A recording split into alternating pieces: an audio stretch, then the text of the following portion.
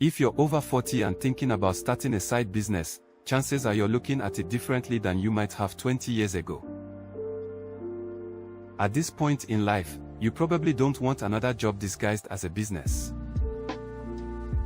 You want something that can fit around the life you already have. Maybe you're working full-time.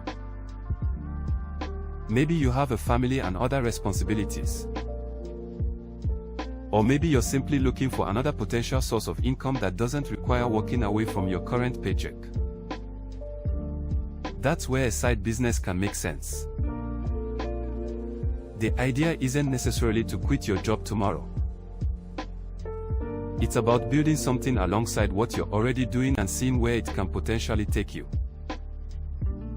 And being over 40 can actually give you something younger entrepreneurs haven't had time to develop yet. Experience.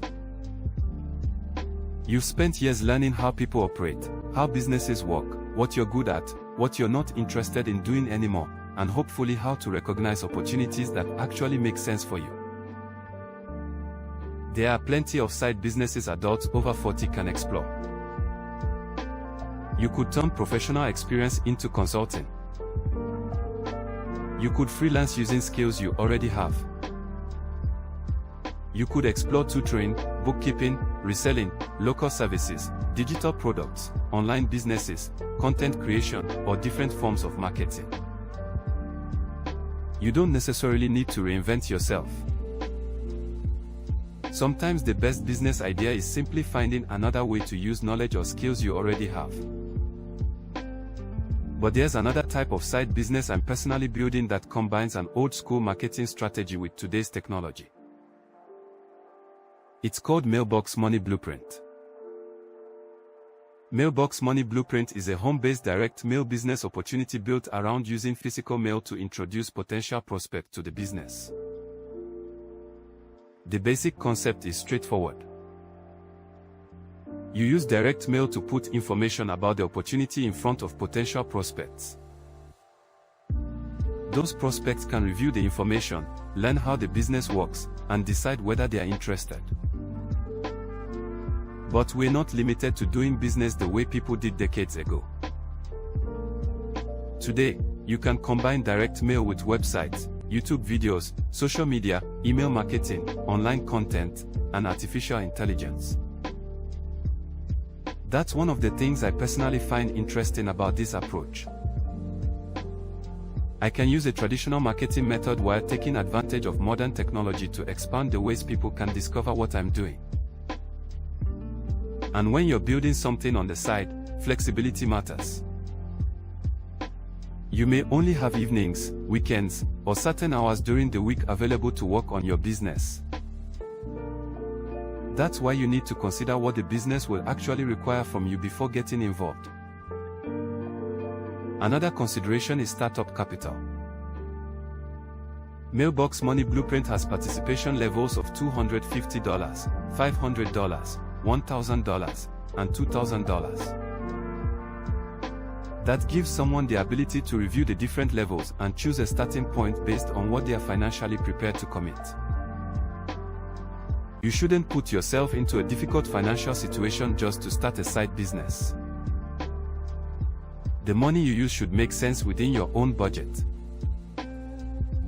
I also pay attention to recurring expenses. A side business can quickly become a financial burden when you're constantly paying mandatory membership fees and other recurring costs before the business has had an opportunity to develop. Mailbox Money Blueprint doesn't require a monthly membership fee.